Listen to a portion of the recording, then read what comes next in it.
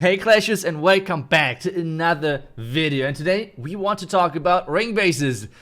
Ring bases are everywhere. Here, more ring base, more ring bases. Ring bases are everywhere. It's so freaking annoying for most of the strategies. But today we want to take a look at this strategy, which is Blizzard Lalo, which is wrecking ring bases. And if you're now thinking about turning off the video, you should not do it, because today I will show you how to easily 3-star bases with Blizzard Lalo without even, you don't have to be a good Lalo player. I'm not a good Lalo player as well, but as long as you're getting the value with your Blizzard and with your heroes you need, you're just going to, Lalo, you could Lalo without your hands, without your fingers, trust me. We should try that at some point. Let's start with the basics, because I see so many people which are always saying, okay, I'm Blizzard on ring bases, we have to Blizzard the Lalo.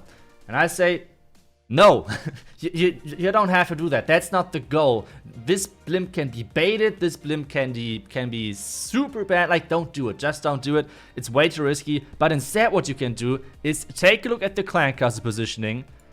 Play a blimp which is inside that range, because you want to loot out whatever is in there. You want to loot the clan castle. And then play a cheap blimp. What does this mean? A cheap blimp is somewhere on the outside, like this blimp right there, which is going for value like this, which is already incredible good, because it's breaking the ring. You have a good pathing setup for whatever your next step might be with your heroes. But as long as I take down all of this, I'm looking really good, because now take a look at this base, what is left. Obviously, there's still a lot of things left, like X-bows, Inferno Towers, one Scatter, Eagle, everything. But the next step on those ring bases is to get the Town Hall. And you might be surprised how powerful your heroes are.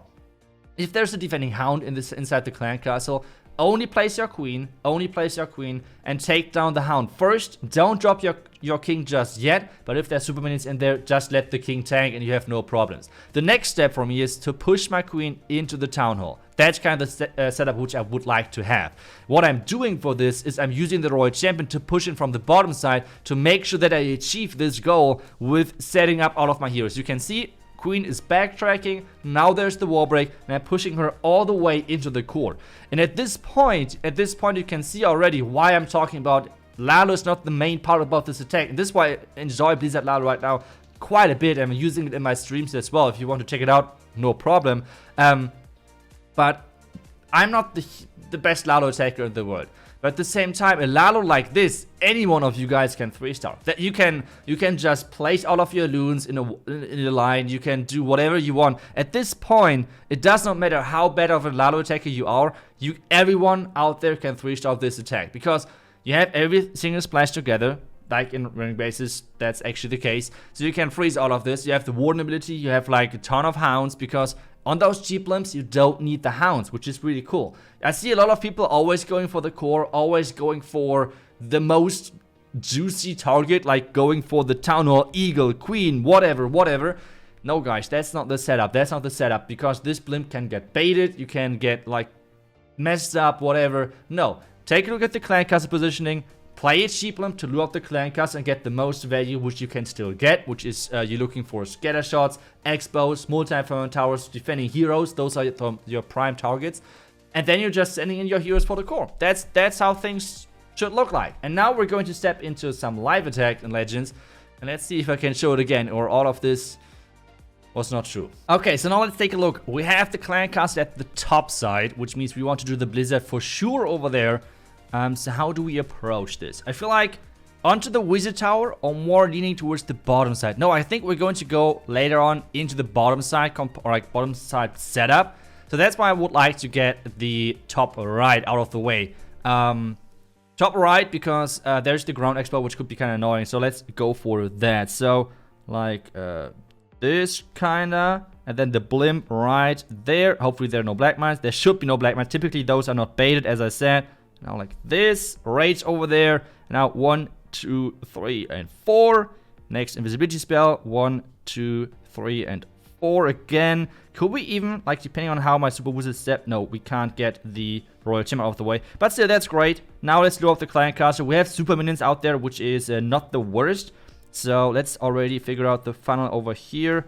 Maybe like this, and then the king, and then the queen. We're going to use the baby dragon at the top side just to funnel things like this. Maybe the arch tower should go down with this, hopefully. And then the wizard over there. The king has to break through the first wall because we need all of those layers otherwise. So let's hope the queen should not backtrack. I hope that's I think that should be all right.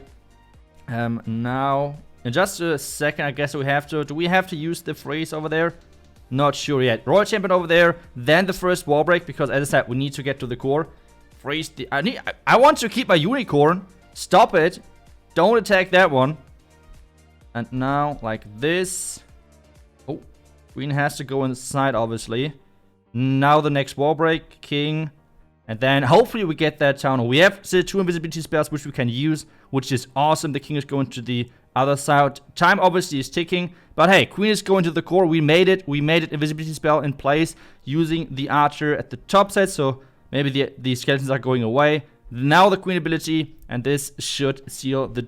Wait a second. Okay, that's perfect. Okay, now the Lalo stuff from the bottom side. 1, 2, 3. Something like this. More Lalo in. Okay. Already clean up because time is always an issue. Poison right there. And now, let's keep going. Let's keep going. Haste. Headhunter. Ward ability for the headhunters, which is always good. 1, 2, 1, 2, 3. Looking good. Looking good. Next haste. We have still a ton of freezes, to be honest, which we can use for the top side. We have 2 loons as well, which I can drop on the back end. More haste spells are in. Another freeze onto the multi-fermentor. You guys can see already. My Lalo is not good at all. My Lalo is not good at all.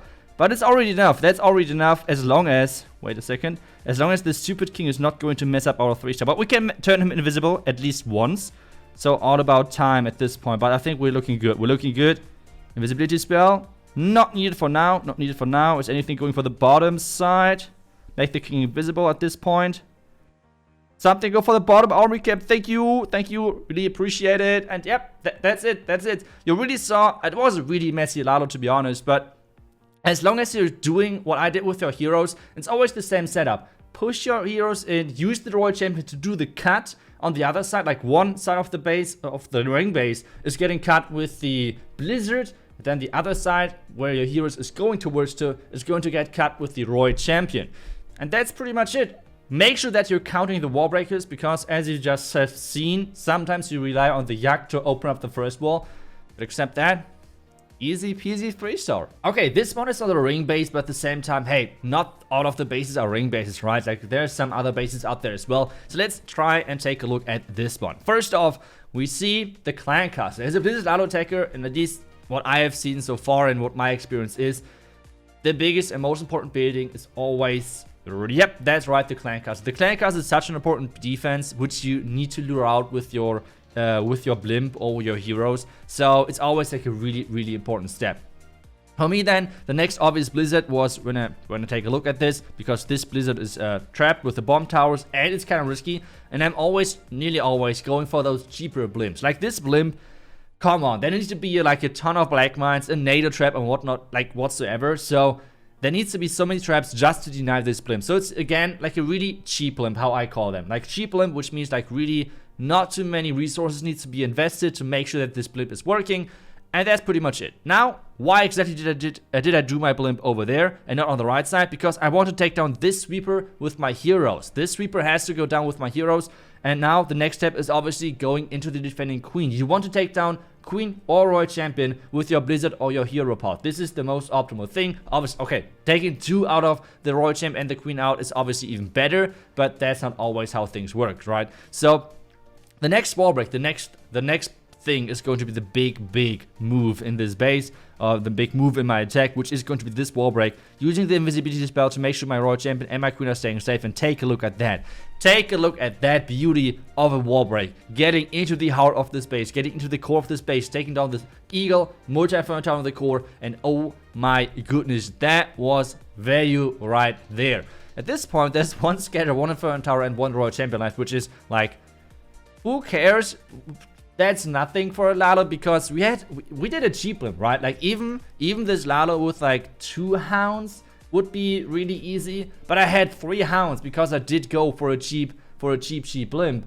And just in general, like I have to say, Blizzard Lalo so far, I have tried it now 2 days roundabout, is so much fun. I'm doing those legend attacks like the rest of my legend attacks today, obviously again in the stream, and yeah, it's like, it's a lot of fun, this strategy, using it.